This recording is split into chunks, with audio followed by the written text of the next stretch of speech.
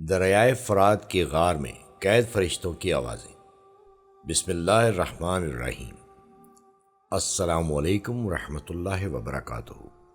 ناظرین، نبی کریم صلی اللہ علیہ وآلہ وسلم نے دریائے فرات کے حوالے سے جو پیشن گوئی کی تھی وہ ایک بہت اہم اور قیامت کے قریب ہونے والی پیشن گوئیوں میں سے ہے جو آج کے دور میں حقیقت بن رہی ہیں۔ اس پیشن گوئی کے مطابق دریائے فرات میں کسی وقت اتنی بڑی لڑائی ہوگی کہ اس میں 99% لوگ مارے جائیں گے اور صرف 1% بچیں گے۔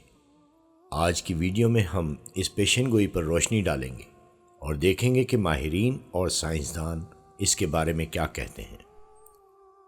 دریائے فرات کے خشک ہونے کے بعد کئی خوفناک دریافتیں ہو رہی ہیں اور ماہرین کا کہنا ہے کہ دریا کی گہرائی سے نکلنے والی غاروں میں سے کچھ ایسی آوازیں آ رہی ہیں جو بہت عجیب اور پر اسرار ہیں۔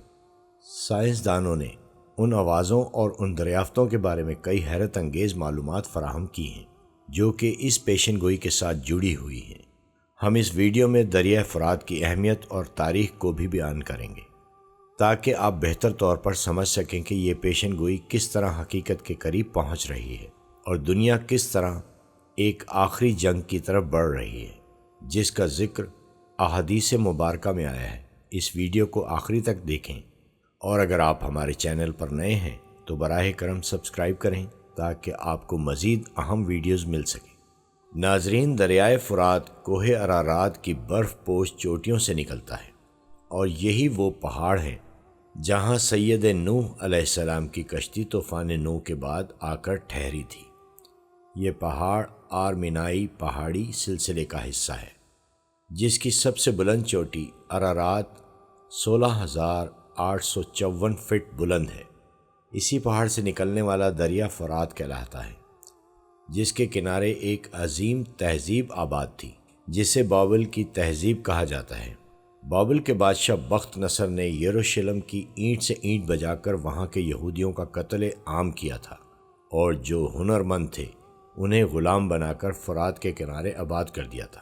یہودی اسے اپنی عبرانی زبان میں فرات اور عربی میں الفرات کہتے ہیں۔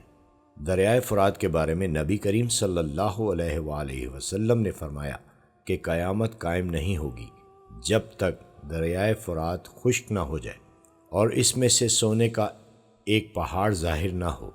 اس سونے کے پہاڑ کے لیے لوگ آپس میں شدید جھگڑا اور جنگ کریں گے اور ہر شخص اس سونے کے خزانے کی ملکیت حاصل کرنا چاہے گا۔ اس جنگ میں اتنا خون بہے گا کہ ہر 100 میں سے 99 لوگ مارے جائیں گے اور صرف ایک بچ سکے گا۔ اگر تم اس سونے کے پہاڑ کو دیکھو تو تمہیں اس لڑائی میں شامل نہیں ہونا چاہیے کیونکہ اس لڑائی میں حصہ لینے والے تمام افراد جہنمی ہوں گے۔ یہ سونا اللہ کی طرف سے ایک آزمائش ہوگا اور آخرکار اللہ اسے غائب کر دے گا کہ اس سونے کے ذخیرے کی اتنی زیادہ قیمت ہوگی کہ دنیا کی ہر قوم اسے حاصل کرنے کے لیے لڑے گی۔ تاہم اللہ کی طرف سے یہ ایک عظیم آزمائش ہوگی جس سے بچنا ضروری ہے اور یہی وجہ ہے کہ نبی صلی اللہ علیہ وآلہ وسلم نے اس لڑائی میں شامل ہونے سے منع کیا۔ ناظرین، اگر ہم دریائے فرات کی اہمیت کو دیکھیں تو یہ دریا تینوں بڑے مذاہب یعنی اسلام، عیسائیت اور یہودیت میں ایک خاص مقام رکھتا ہے۔ حتیٰ کہ ایک حدیث میں یہ بھی ذکر ہے کہ دریائے فرات جنت کے چشموں میں سے ایک ہے جس کا پانی نہ صرف صاف بلکہ پاکیزگی دینے والا ہے۔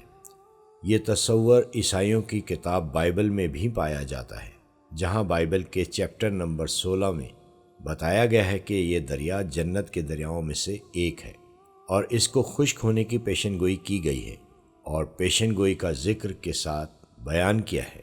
اگر ہم کسی دریا کو جنت کے چشمے سے ایک سمجھیں تو اس کا خشک ہونا یقیناً اللہ کی نشانیوں میں سے ایک ہوگا اور اس کی ناراضگی کا اظہار بھی موجودہ صورتحال پر نظر ڈالتے ہوئے ہم دیکھتے ہیں کہ پیچھے 30 سے 40 سالوں میں دریائے فرات کی سطح بہت تیزی سے کم ہو رہی ہے۔ حالیہ کچھ عرصے میں یہ دریا اپنے اصل حجم سے تقریباً 80% تک سکڑ چکا ہے اور ماہرین کا کہنا ہے کہ آنے والے چند سالوں میں دریائے فرات مکمل طور پر خشک ہو سکتا ہے جس کے نتیجے میں ان علاقوں میں پانی کی شدید کمی ہوگی، جہاں یہ دریا ہمیشہ سے زندگی کا ایک اہم وسیلہ رہا ہے۔ جہاں تک سونے کے ذخیرے کا تعلق ہے جو دریائے فرات کے خشک ہونے پر ظاہر ہوگا، تو اس کا راز بھی اتفاقاً ماہرین کی تحقیقات میں سامنے آیا۔ ایک ٹیم نے دریائے فرات کے سکڑنے کے اثرات پر تحقیق کی اور اس دریا کے کنارے بسنے والے لوگوں سے انٹرویو کیا۔ ان لوگوں سے پوچھا گیا کہ دریائے فرات کے پانی میں کمی اور مچھلیوں سمیت دیگر انواع کی کمی سے ان کی روزمرہ زندگی پر کیا اثرات مرتب ہوئے ہیں۔ ماہرین اس حقیقت سے حیران رہ گئے جب دریائے فرات کے کنارے بسنے والے خانہ بدوش ماہی گیروں نے بتایا کہ اگرچہ دریا سکڑ رہا ہے اور مچھلیوں کی تعداد کم ہو گئی ہے، جس کی وجہ سے ان کا کاروبار متاثر ہوا ہے، مگر دریا کے کنارے کی ریت میں پانی کے ساتھ سونے کے ذرات موجود ہیں جو پہلے کبھی نہیں دیکھا گیا تھا اور نہ ہی ان کے آباء و اجداد سے ایسا سنا گیا تھا۔ ان ماہی گیروں کے مطابق جب انہوں نے دریائے فرات کے پانی میں مٹی کو چھانا تو اس میں سونے کے چھوٹے چھوٹے ذرات ملے، جو یہ اشارہ دیتے ہیں کہ دریائے فرات کے نیچے سونے کا ایک بڑا ذخیرہ دفن ہے۔ چونکہ دریائے فرات اب بھی اپنی اصل حالت میں موجود ہے اور اس پر لاکھوں لوگوں کی زندگیوں کا دار و مدار ہے، اس لیے اس دریا کو مکمل طور پر خشک کرنا یا موڑنا ممکن نہیں ہے۔ ماہرین کی تحقیق تو کچھ اور ہی تھی، لیکن یہ انکشاف ان کے لیے ایک نئے سوالات کا سبب بن گیا۔ اس کے بعد انہیں یہ پتہ چلا کہ اس کے بارے میں اللہ کی الہامی کتابوں میں پہلے سے پیشن گوئی موجود ہے۔ نبی کریم صلی اللہ علیہ وآلہ وسلم نے نہ صرف اس سونے کے ذخیرے کی پیشن گوئی کی بلکہ اس سے جڑے عظیم فساد کے بارے میں بھی بتایا جو اس سونے پر قبضے کے لیے برپا ہوگا۔ دریائے فرات کا خشک ہونا، اس میں سونے کا ظاہر ہونا اور اس پر قبضے کے لیے دنیا کی طاقتور اقوام کا آپس میں لڑنا، یہ سب قیامت کی ابتدائی علامات میں سے ایک ہے۔ حدیث کے مطابق اس فساد کے بعد قیامت کی بڑی نشانیاں شروع ہو جائیں گی۔ اس سے یہ بھی ظاہر ہوتا ہے کہ دریائے فرات کے خشک ہونے سے پہلے دجال کا ظہور ہوگا اور امام مہدی علیہ السلام کا ظہور بھی ہوگا، جبکہ حضرت عیسیٰ علیہ السلام بھی نازل ہوں گے۔ تاہم یہ سب محض اندازے ہیں اور اس کے بارے میں کچھ حتمی نہیں کہا جا سکتا، لیکن یہ حقیقت ہے کہ دریائے فرات کا خشک ہونا ایک بہت بڑی علامت ہوگی۔ حدیث میں بیان کردہ الفاظ کے مطابق اس فساد کے بعد قیامت کی آخری نشانیاں جیسے کہ بڑے طوفان اور وہ ہوا جس سے تمام مومن افراد اللہ کی طرف منتقل ہو جائیں گے، ان سب کا آغاز ہو جائے گا۔ اس کے نتیجے میں صرف کافر ہی دنیا میں باقی رہ جائیں گے جن پر قیامت آئے گی۔ ناظرین، سائنسی تحقیق کے مطابق ماہرین نے حال ہی میں یہ دریافت کیا ہے کہ دریائے فرات کے مکمل طور پر خشک ہونے میں ابھی تقریباً 10 سے 15 سال کا وقت ہے، جبکہ ایک تحقیق کے مطابق یہ وقت 20 سے 25 سال تک بھی ہو سکتا ہے۔ اس کے بعد بھی چونکہ دریائے فرات کا ڈیلٹا ایک دلدلی علاقے کی طرح بن جائے گا، مزید تحقیق کرنا بہت مشکل ہوگا۔ تاہم اللہ کی قدرت سے کچھ بعید نہیں، کیونکہ جس طرح سے دریائے فرات کے پانی میں سونے کے ذرات مل رہے ہیں، یہ واضح طور پر دکھاتا ہے کہ وہ وقت زیادہ دور نہیں ہے جب یہ دریا مکمل طور پر خشک ہو جائے گا اور قیامت کی علامات کا ظہور شروع ہو جائے گا۔ اس اہم موضوع پر بات کرتے ہوئے ہمیں اللہ رب العزت کے احکامات پر عمل کرنا بہت ضروری ہے۔ نبی کریم صلی اللہ علیہ وآلہ وسلم کے فرمان کے مطابق اگر دریائے فرات سے سونے کا ذخیرہ ظاہر ہو تو ہمیں ایسی کسی بھی لڑائی میں حصہ نہیں لینا چاہیے۔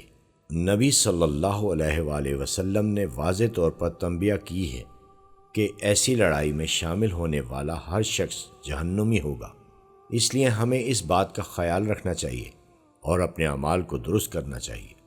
ناظرین، 2024 میں دریائے فرات سب سے زیادہ گوگل کیا جانے والا دریا بن چکا ہے، اور اس دریا سے متعلق ایسی خبریں منظر عام پر آئی ہیں جنہوں نے ماہرین کو گہری سوچ میں مبتلا کر دیا ہے۔ حال ہی میں سائنسدانوں نے دریائے فرات کے بارے میں کچھ ایسی دریافتیں کی ہیں جنہیں سن کر آپ بھی حیران رہ جائیں گے، کیونکہ یہ باتیں اس بات کا ثبوت فراہم کرتی ہیں کہ یقیناً دریائے فرات میں ہونے والی تبدیلیوں کے باعث دنیا میں کچھ بڑی تبدیلیاں رونما ہونے والی ہیں۔ دریائے فرات 1700 میل کے رقبے پر پھیلا ہوا ہے، دنیا کا سب سے مضبوط اور تیز بہنے والا دریا سمجھا جاتا ہے، اور کوئی یہ تصور بھی نہیں کر سکتا کہ یہ کبھی خشک ہو سکتا ہے۔ لیکن حیرت کی بات یہ ہے، رسول صلی اللہ علیہ وآلہ وسلم نے 1400 سال پہلے ہی اس دریا کے خشک ہونے کی پیشن گوئی کر دی تھی۔ آج ہم دیکھ رہے ہیں کہ بالکل ویسا ہی ہو رہا ہے جیسا کہ احادیث میں ذکر کیا گیا ہے۔ پچھلے 3 سے 4 سالوں میں دریائے فرات غیر معمولی طور پر تیزی سے خشک ہو رہا ہے، جس نے سائنسدانوں کو بھی شدید حیرانی میں مبتلا کر دیا ہے۔ لیکن مسئلہ صرف اس عظیم دریا کے خشک ہونے تک محدود نہیں ہے۔ اصل مسئلہ اس وقت سامنے آتا ہے جب اس دریا کی خشکی سے جڑے دیگر واقعات کی تفصیلات سامنے آتی ہیں۔ ناظرین، سب سے پہلے آپ کو بتاتے چلیں کہ دریائے فرات کا خشک ہونا نہ صرف اسلام بلکہ عیسائیت میں بھی اتنی ہی اہمیت کا حامل ہے۔ بائبل اور قرآن پاک دونوں میں کئی موقعوں پر اس دریا کو لے کر گفتگو اور مختلف پیشن گوئیاں کی گئی ہیں۔ بائبل کے مطابق دریائے فرات کے پانی کا اصل ماخذ جنت کا پانی ہے۔ یہ وہ دریا ہے جو مشرق کو مغرب سے الگ کرتا ہے، اور خدا کے علاوہ یہ بات کوئی نہیں جانتا کہ کئی صدیوں سے موجود اس عظیم دریا نے کتنی قوموں، تہذیبوں اور قبیلوں کو اپنے اندر دفن کیا ہے۔ قرآن پاک کے علاوہ دنیا بھر کی کئی مذہبی کتابوں میں بھی اس دریا کا ایک مقدس دریا ہونے کی حیثیت سے ذکر آ چکا ہے۔ اللہ تعالیٰ نے قرآن پاک میں بیان کیا کہ حضرت ابراہیم علیہ السلام کو جو زمین دینے کا وعدہ کیا گیا تھا، اس کے لیے اس دریا کو ایک حد کے طور پر مقرر کیا گیا تھا۔ ان ساری معلومات کا بنیادی مقصد آپ کو یہ بتانا تھا کہ دریائے فرات جغرافیائی اور سائنسی اعتبار سے تو اہم ہے، لیکن اس کے ساتھ ساتھ اس کی مذہبی اہمیت سے بھی انکار نہیں کیا جا سکتا۔ قرآن پاک کے علاوہ پرانی سے پرانی مذہبی کتب میں بھی اس دریا کا ذکر ملتا ہے، جس سے یہ ثابت ہوتا ہے کہ جب سے یہ زمین وجود میں آئی تب سے یہ دریا موجود ہے، اور کچھ سالوں پہلے تک اپنی اسی تیزی اور روانگی کے ساتھ بہتا رہا ہے۔ لیکن پچھلے 3 سے 4 سالوں میں یہ دریا خشک ہوتا ہوتا اب مکمل طور پر سوکھ چکا ہے، اور اس کے سوکھنے کی وجہ سے کئی انہونے واقعات رونما ہو رہے ہیں جو اس دریا کو مزید پراسرار بنا رہے ہیں۔ ناظرین، جب دریائے فرات کے خشک ہونے والے بڑے حصوں کی تفصیلی سے جائزہ لیا گیا تو ماہرین نے کچھ ایسی عجیب و غریب دریافتوں کی نشاندہی کی جن پر یقین کرنا مشکل ہوتا ہے۔ خاص طور پر اکتوبر 2020 میں ایک عرب نیوز چینل نے دریائے فرات کے کنارے بسنے والے مقامی لوگوں کے انٹرویو کیے اور ان سے یہ جاننے کی کوشش کی کہ دریائے فرات کے خشک ہونے سے ان کی زندگیوں پر کیا اثر پڑے ہیں، ان کی زندگیوں پر کیا اثرات پڑے ہیں۔ ان انٹرویو میں جو انکشاف سامنے آئے ہیں وہ صرف نہ حیران کن تھے بلکہ ان سے جڑی بہت سی پراسرار باتیں تھیں جو آپ کو سوچنے پر مجبور کر دیں گی۔ بہت سے لوگوں نے بتایا کہ ان کے گھروں سے اکثر چیزیں اچانک غائب ہو جاتی ہیں اور کچھ دنوں بعد وہ چیزیں واپس مل جاتی ہیں، مگر ان چیزوں کی حالت انتہائی خراب اور جلی ہوئی ہوتی ہے۔ کچھ لوگوں نے یہ بھی کہا کہ یہ اشیاء ملنے کے بعد اکثر ان میں عجیب سی بو آتی یا وہ غیر معمولی طور پر خرابی کا شکار ہو جاتی تھی۔ ان لوگوں کے مطابق یہ اشیاء اکثر ان کے توقعات کے مطابق واپس نہیں آتی، بلکہ ان میں ایسا کچھ ہوتا ہے جسے وہ سمجھنے سے قاصر تھے۔ سب سے زیادہ حیران کن اور پراسرار بات ان غاروں کے بارے میں تھی جو دریائے فرات کی گہرائی میں موجود تھیں۔ یہ غاریں اتنی گہری اور غیر معمولی تھیں کہ ان کا وجود عموماً لوگوں کی نظروں سے اوجھل تھا۔ بعض عیسائی مذہب کے پیروکار کا ماننا تھا کہ یہ غاریں صدیوں سے شیطانوں کا مسکن بنی ہوئی ہیں اور ان میں شیطانی قوتیں رہتی ہیں۔ ان کے مطابق یہ غاریں اس قدر پراسرار اور خطرناک ہیں کہ جو بھی ان کے قریب جانے کی کوشش کرتا ہے وہ کچھ عجیب و غریب واقعات کا سامنا کرنا پڑتا ہے۔ دلچسپ بات یہ ہے کہ دریائے فرات کے کنارے بسنے والے مقامی لوگوں کی کہانیاں بھی اس سے ملتی جلتی ہیں۔ ان لوگوں کے مطابق ان کے گھروں کی اشیاء بھی غائب ہو جاتی تھیں اور وہ اکثر عجیب و غریب آوازیں سننے کا دعویٰ کرتے تھے جو ان کے مطابق ان غاروں سے آتی تھیں۔ ایک اور فرقے کے مطابق ان غاروں میں کچھ فرشتوں کو قید کیا گیا تھا جو اپنے آزاد ہونے کے لیے پکار رہے ہیں۔ ان لوگوں کے مطابق ان غاروں میں ایسا کچھ چھپا ہوا ہے جو انسانوں کی سمجھ سے بالا تر ہے، اور جو ان جگہوں کے قریب جانے کی جرت کرتا ہے وہ نہ صرف خطرے میں ہوتا ہے بلکہ بعض اوقات ان غاروں سے آنے والی آوازیں بھی ان کی زندگیوں کو غیر معمولی طور پر متاثر کر دیتی ہیں۔ یہ تمام واقعات اور انکشافات اس بات کا اشارہ ہے کہ دریائے فرات کے خشک ہونے کے ساتھ ساتھ وہاں ہونے والی پر اسرار تبدیلیاں نہ صرف ماہرین بلکہ ان مقامی لوگوں کے لیے بھی ایک انوکھی اور فکر انگیز حقیقت بن چکی ہے۔ ان غاروں اور پر اسرار اشیاء کی گمشدگی کے حوالے سے لوگوں کی کہانیاں اس بات کی طرف اشارہ کرتی ہیں کہ دریائے فرات کے اندر کچھ ایسا ہو رہا ہے جو وقت کے ساتھ ساتھ ایک اور اسرار کو جنم دے رہا ہے۔ ناظرین، فرشتوں کے وجود پر ایمان لانا ہمارے دین کا حصہ ہے، لیکن بحیثیت مسلمان ہمارا اس نظریے کو لے کر کوئی عقیدہ یا یقین نہیں ہے کہ ان غاروں میں شیطان بستے ہیں یا فرشتوں کو قید کیا گیا ہے، کیونکہ ایسی کوئی بات قرآن و حدیث سے ثابت نہیں ہے۔ البتہ دریا کی خشکی کو قرب قیامت کی ایک نشانی ضرور بتایا گیا ہے جس پر ہم مسلمان ایمان رکھتے ہیں۔ دوسری جانب مذہبی پیشواؤں سے ہٹ کر سائنسدانوں کی تحقیقات کے سامنے رکھا جائے تو ان آوازوں سے متعلق ان کا نظریہ بالکل الگ ہے۔ سائنسدان جب سمندری زندگی کا مطالعہ کرتے ہیں تو ان کے لیے سب سے دلچسپ اور اہم چیز ان آوازوں کا تجزیہ ہوتا ہے جو مختلف سمندری مخلوقات جیسے کہ ویل اور ڈولفن پیدا کرتی ہیں۔ ان آوازوں کو ریکارڈ کرنے کے لیے سائنسدان ہائیڈروفونز جیسے حالات کا استعمال کرتے ہیں جو سمندری مخلوقات کی گفتگو اور ان کے ماحول کا مطالعہ کرنے میں معاون ثابت ہوتی ہے۔ ہائیڈروفونز ان جانوروں کی آوازوں کو ریکارڈ کرتے ہیں جس سے سائنسدان ان کی زندگی کے مختلف پہلوؤں اور ان کے رہنے کے ماحول کو بہتر طور پر سمجھ پاتے ہیں۔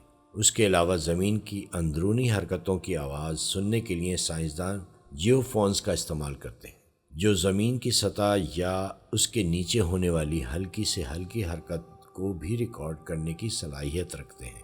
یہ تمام سائنسی آلات بے حد حساس ہوتے ہیں اور سمندری دنیا یا زمین کی نچلی پرتوں میں ہونے والی تبدیلیوں کو بڑی باریکی سے نوٹ کر لیتے ہیں۔ ہائیڈروفونز، جیوفونز اور جی پی آر گراؤنڈ پینٹرنٹنگ ریڈار جیسے آلات ایک ساتھ استعمال کرتے ہیں۔ سائنسدان سمندری گہرائی یا زمین کے اندر کیا ہو رہا ہے اس کا پتہ لگا سکتے ہیں۔ ان حالات سے حاصل ہونے والے ڈیٹا کا تجزیہ سائنسی تحقیقات کے لیے بہت اہمیت رکھتا ہے کیونکہ یہ معلومات سمندری دنیا کے نظام کو سمجھنے میں مدد فراہم کرتی ہے۔ تاہم یہ کہنا کہ ان آلات سے حاصل ہونے والے تمام ڈیٹا کا تجزیہ ہمیشہ سادہ اور واضح ہوتا ہے درست نہیں ہوگا۔ سائنسدانوں کو اس ڈیٹا کی تشریح کرنے کے لیے دیگر شعبوں کے ماہرین جیسے کہ آثار قدیمہ، جغرافیہ اور ثقافتی علوم کے ماہرین کی مدد بھی درکار ہوتی ہے تاکہ وہ ان کی آوازوں اور موجودہ تبدیلیوں کا تفصیلی تجزیہ کر سکیں۔ اسی وجہ سے دریائے فرات سے آنے والی آوازوں کے حوالے سے سائنسدان ابھی تک کسی حتمی نتیجے پر نہیں پہنچ پائے ہیں۔ سائنسدانوں کا کہنا ہے کہ یہ آوازیں انتہائی مختلف نوعیت کی ہیں اور ان آلات کی مدد سے ان آوازوں کو ریکارڈ کرنا اتنا آسان نہیں ہے۔ یہ آلات ابھی اتنے جدید نہیں ہیں کہ وہ سمندر کی گہرائیوں میں ہونے والی تمام تبدیلیوں کو مکمل طور پر نوٹ کر سکیں۔ بعض آوازوں کی فریکوینسی اتنی بلند یا اتنی کم ہوتی ہے کہ انہیں نہ تو سائنسدان خود سن سکتا ہے اور نہ ہی ان کے آلات انہیں درست طریقے سے ریکارڈ کر پاتے ہیں۔ اس کا مطلب یہ ہے کہ کبھی کبھی آواز ریکارڈ تو ہو جاتی ہے لیکن اسے سمجھنا مشکل ہو جاتا ہے اور یہ نہیں کہا جا سکتا کہ یہ آواز کس چیز کی ہے یا اس کا کیا مقصد ہے۔ یہی وجہ ہے کہ دریائے فرات سے آنے والی آوازیں بہت غیر معمولی سمجھی جا رہی ہیں۔ دریا کی پیچیدہ نوعیت اور اس میں ہونے والی مسلسل تبدیلیاں اس بات کو مزید پیچیدہ بنا دیتی ہیں۔ دریائے فرات ایک بہت بڑا دریا ہے جس کا جغرافیائی ڈھانچہ پیچیدہ اور قدرتی ماحول بہت جاندار ہے۔ اس دریا کا ایک بڑا حصہ وقت کے ساتھ خشک ہو چکا ہے اور اس میں روزانہ کی بنیاد پر نئی تبدیلیاں رونما ہو رہی ہیں۔ سائنسی تحقیق کے لیے ضروری ہے کہ ماحول میں کوئی حد تک استحکام ہو تاکہ مطالعہ اور تجزیہ زیادہ مؤثر ہو سکے، لیکن دریائے فرات کی موجودہ حالت میں یہ استحکام نہیں ہے۔ اب جبکہ سائنسدان دریائے فرات کے مختلف حصوں، خاص طور پر گہری کھائیوں اور غاروں سے آنے والی آوازوں کو سمجھنے میں ناکام ہیں، مذہبی پیروکار کے لیے اس صورتحال کا فائدہ اٹھانا زیادہ آسان ہو چکا ہے۔ کئی لوگ اس بات کا دعویٰ کرتے ہیں کہ ان غاروں میں شیطانوں کی موجودگی ہے، اور یہ آوازیں دراصل ان شیطانوں کی قید میں پھنسے ہوئے فرشتوں کی پکار ہے۔ چونکہ سائنس ابھی تک ان آوازوں کا کوئی واضح اور حتمی جواب نہیں دے سکی، اس لیے یہ باتیں مذہبی حلقوں میں زیادہ قبولیت حاصل کر رہی ہیں۔ یہ ایک ایسا مسئلہ بن چکی ہے جس کی مختلف تفسیریں اور نظریات پیش کیے جا رہے ہیں، اور اس میں حقیقت کیا ہے یہ ابھی تک معلوم نہیں ہو سکا۔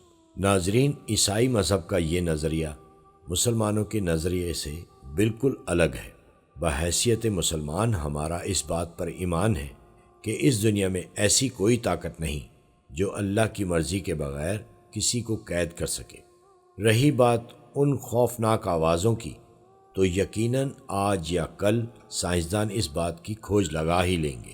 تب تک ایک مسلمان ہونے کی حیثیت سے ہمارا فوکس یہ ہونا چاہیے کہ دریائے فرات کی خشکی سے ہم کیا سبق لے سکتے ہیں۔ کیا اس پیشن گوئی کا پورا ہونا ہمارے لیے ایک یاد دہانی نہیں ہے کہ اس دنیا کو ایک دن ختم ہونا ہے اور ہمیں اگلی دنیا کی تیاری رکھنی چاہیے؟ ناظرین، یہ تھی ہماری آج کی ویڈیو۔ ہم امید کرتے ہیں کہ آپ کو ہماری آج کی یہ ویڈیو ضرور پسند آئی ہوگی۔ اگر آپ کو ہماری آج کی یہ ویڈیو پسند آئی ہے تو آپ سے گزارش کرتے ہیں کہ آپ ہمارے چینل کو ضرور سبسکرائب کر لیں اور ساتھ ہی لگے بیل کے بٹن کو بھی پریس کر لیں۔ آپ کے پاس ہمارے آنے والی مزید معلوماتی ویڈیوز کا نوٹیفیکیشن بر وقت ملتا رہے۔ سبسکرائب کے ساتھ ساتھ ہماری ویڈیو کو لائک بھی کریں اور اپنی قیمتی رائے کا اظہار کامنٹس میں ضرور کریں۔ کامنٹس میں آپ اپنے سوالات بھی ہم تک پہنچا سکتے ہیں۔ اللہ تعالیٰ آپ کو اپنی حفظ و امان میں رکھے، آمین۔ آخر میں پیارے دوستو، ہر ویڈیو کے اختتام میں ہم نے ایک دعا کا سلسلہ شروع کیا ہوا ہے۔ جو بھی اس دعا میں شامل ہوگا، میرا دعویٰ ہے اللہ پاک اس کی تمام جائز حاجات کو ضرور پورا کریں گے۔ اپنی دعا کا آغاز درود ابراہیمی سے کرتے ہیں۔ آپ سب دوست اور بہنیں پہلے میرے ساتھ مل کر درود پاک پڑھ لیں اور کامنٹس میں آمین لازمی لکھیے گا۔ اللہ پاک اس آمین کو لکھنے کی برکت سے آپ کی اور میری تمام جائز حاجات پوری فرمائیں گے۔ دعا کا آغاز کرتے ہیں۔ بسم اللہ الرحمن الرحیم۔ اللہم صلی علی محمد وعلی آل محمد کما صلیت علی ابراہیم وعلی آل ابراہیم انک حمید مجید۔ اللہم بارک علی محمد وعلی آل محمد کما بارکت علی ابراہیم وعلی آل ابراہیم انک حمید مجید۔ تمام حمد و ثنا رب ذوالجلال کے لیے ہیں، جس کی رحمت سے نا امید نہیں، جس کی نعمتوں سے دامن خالی نہیں، جس کی مغفرت سے مایوسی نہیں، اور جس کی رحمتوں کا فیضان کبھی رکتا نہیں۔ اے اللہ، تو پاک ہے، تیرا شکر ادا کرتے ہیں اس اقرار کے ساتھ کہ تیرے سوا کوئی معبود نہیں، تو سب سے بڑا ہے، تیرا کوئی شریک نہیں اور نہ ہی کوئی ہمسر ہے۔ زمین و آسمان پر جتنی بھی مخلوقات ہیں تو سب کا مالک ہے اور سب کو تو ہی پالنے والا ہے۔ اے اللہ پاک، بلا شبہ تو ہم سے محبت کرتا ہے، یہی وجہ ہے کہ تو نے ہمیں ایمان کی دولت سے نوازا اور ہمیں اپنے محبوب صلی اللہ علیہ وآلہ وسلم کا امتی بنایا۔ یا اللہ، اپنے پیارے حبیب پاک صلی اللہ علیہ وسلم کے صدقے ہماری زندگیوں کو پرسکون اور آسان بنا دے۔ یا الہی، ہم سب کے گناہ معاف کر دے، ہم سب کو عابد اور سحر خیز بنا دے، ہم پر راز شوق اشکار کر دے، ہمیں غلامی مصطفیٰ صلی اللہ علیہ وآلہ وسلم سے سرفراز کر دے، ہمارے دلوں کی ویران بستی کو اپنی رحمت سے آباد کر دے، اور ہمیں اس راستے پر ہمیشہ قائم رکھ جو نبی پاک صلی اللہ علیہ وآلہ وسلم نے بتلایا ہے۔ یا اللہ پاک ہم سب کو سچے دل سے توبہ کرنے کی توفیق عطا فرما دے۔ اے رب رحیم، ہم گناہوں کی دلدل میں ڈوب گئے ہیں، ہم بدکاریوں کی مستیوں میں گرے پڑے ہیں، ہم مایوسیوں کے اندھیروں میں بھٹک رہے ہیں، رحمت الہی سے خود ہی روٹھ گئے ہیں۔ اے اللہ، ہم ندامت کے آنسوؤں سے ناآشنا ہیں، ہم ایک سچی توبہ کے طلبگار ہیں۔ اے اللہ پاک، اپنی رحمت سے ہمیں وہ سچی توبہ عطا فرما دیجئے۔ اے پاک پروردگار، ہمیں، ہمارے اہل و عیال کو، ہمارے آباء و اجداد اور ہماری آنے والی نسلوں کو اپنی عافیت عطا فرما، ہم سب کو بے حساب رزق عطا فرما، ہم سب کو حاسدوں کے حسد سے بچا۔ دونوں جہانوں کے مالک، جب ہم تھک جائیں تو ہمیں آرام پہنچانا، جب مشکلیں بڑھ جائیں تو آسانی بن جانا، جب ہم کمزور پڑ جائیں تو ہماری طاقت بن جانا، جب ہم دکھ اور تکلیف میں ہوں تو ہمارا مرہم بن جانا، جب ہم مایوس ہو جائیں تو ہمارا بھروسہ اور یقین بن جانا، جب ہم بھوک سے نڈال ہو جائیں تو تیری یاد ہی ہماری غذا بن جائے، جب ہر طرف بے چینیاں بھر جائیں تو اے پاک پروردگار ہمارا سکون بن جانا، جب ہمارے اندر مایوسی کا اندھیرا بھرنے لگے تو امید کی روشنی بن جانا، جب ہر چیز ہمارے لیے ناممکن ہو جائے تو ہر چیز کو اپنے خاص فضل اور کرم سے ممکن بنا دینا۔ اے ارض و سما کے مالک، تو رحیم ہے، ہم سب کی توبہ قبول کرنا، ہمارے گناہ صغیرہ و کبیرہ کو دھو دے، ہمارے دلوں کو ہدایت دے، ہماری زبان کو درستگی اور نرمی عطا فرما، ہم سب کو گناہ سے بچا اور ہمیں نیک اعمال کرنے کی توفیق عطا فرما دے۔ اے اللہ، جس طرح تو بارش برسا کر سوکھی زمین کی پیاس بجھاتا ہے، اسی طرح اپنی رحمت سے ہمارے دلوں کو بھی سیراب کر دے۔ بے شک تو بڑا مہربان اور نہایت رحم کرنے والا ہے۔ اے پاک پروردگار، ہم سب کو ہر اس نعمت سے سرفراز فرما جس میں ہمارے لیے خیر و برکت ہو، عزت و وقار ہو، راحت و سکون ہو، صحت اور تندرستی ہو، ترقی ہو، خوشحالی ہو اور دنیا و آخرت کی بھلائی ہو۔ اے اللہ، ہماری زندگیوں کو محبت کا عنوان بنا دے کہ ہم سب سے زیادہ تجھ سے محبت کریں، تجھ کو فوقیت دیں، تیری عبادت کریں، تیرا حکم مانیں، تیرے بتائے ہوئے راستے پر چلتے رہیں، یہاں تک کہ ہماری زندگی تمام ہو جائے اور تو ہمیں اپنے نور سے ڈھانپ لے، وہ نور جو ہمارے سینے کو منور کر دے، وہ نور جو قبر کو روشن کر دے، وہ نور جو پل صراط پر روشنی بن جائے۔ اے ہمارے رب، ہم کو بھی ان خوش نصیبوں میں شامل فرما جن کی توبہ تو قبول کرتا ہے، جن کے گناہوں کو تو اپنے فضل و کرم اور رحمت سے نیکیوں میں تبدیل کرتا ہے۔ یا اللہ، ہمارے پاس عمل کوئی نہیں ہے، ہمیں صرف تیری رحمت کا آسرا ہے۔ یا پروردگار، ہمیں اپنی رحمت میں ڈھانپ لے۔ اے بلندیوں کے بادشاہ، اے رب کائنات، ہمارے دل اور ہمارے قدم اپنی رضا کی طرف پھیر دے۔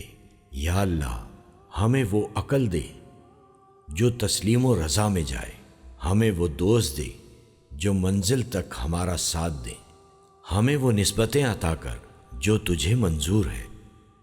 یا اللہ، اپنے محبوب پاک صلی اللہ علیہ وآلہ وسلم کی ہمارے دلوں میں محبت عطا فرما۔ یا الہی اس دور میں اور آنے والے دور میں ہم سب پر مہربانی فرما۔ یا اللہ ہمارے دلوں کو غفلت سے دور کر دے اور ہم کو آخرت کی تیاری کی فکر عطا فرما۔ یا اللہ اپنے مومن اور مخلص بندوں کے ساتھ ہمارا حشر فرمائیے اور دوزخ کے عذاب سے ہم سب کو اپنی پناہ میں رکھنا۔ اے پروردگار ہم کو اعمال صالحہ کی توفیق عطا فرما اور اپنی رحمت سے ہم سے وہ کام لے جس سے تو راضی ہو، اور ان سب کاموں سے بچا لے جن سے تو ناراض ہو۔ یا اللہ شیطان کی گمراہیوں سے ہم سب کو کامل طور پر محفوظ رکھ۔ اے رب کریم ہمارے ہاتھ تیرے سامنے پھیلے ہیں، ان کو اپنی شان کے مطابق خیر و برکت اور دنیا و آخرت کی ہر طرح کی بھلائی اور کامیابی سے بھر دے۔ اے اللہ ہر وہ چیز عطا فرما جس کی ہمیں ضرورت ہے۔ اے اللہ پاک ہمیں اپنے سوا کسی کا محتاج نہ فرمانا۔ یا اللہ خاوند اور بیوی کو ایک دوسرے کے حقوق ادا کرنے کی توفیق عطا فرما۔ اولاد کو والدین کا فرما بردار بنا دے۔ بھائی بھائی سے ناراض ہیں، ان کی آپس کی نفرتیں ختم کر دے۔ اے مالک جو بچے بگڑے ہوئے ہیں ان کو راہ راست پر چلنے کی توفیق عطا فرما۔ اے اللہ ہم نے جن لوگوں کے حقوق دینے ہیں یا ہم نے جن کی غیبت یا چغلی کی ہے انہیں اپنی بارگاہ میں سے اتنا دے اور ایسی جزا و ثواب سے نواز دے کہ روز قیامت انہیں ہم سے بدلہ لینے کی طرف توجہ ہی نہ ہو۔ اے اللہ اپنے بندوں کی طرف سے اپنے نبی کو بہترین جزائے خیر عطا فرما۔ آمین یا رب العالمین۔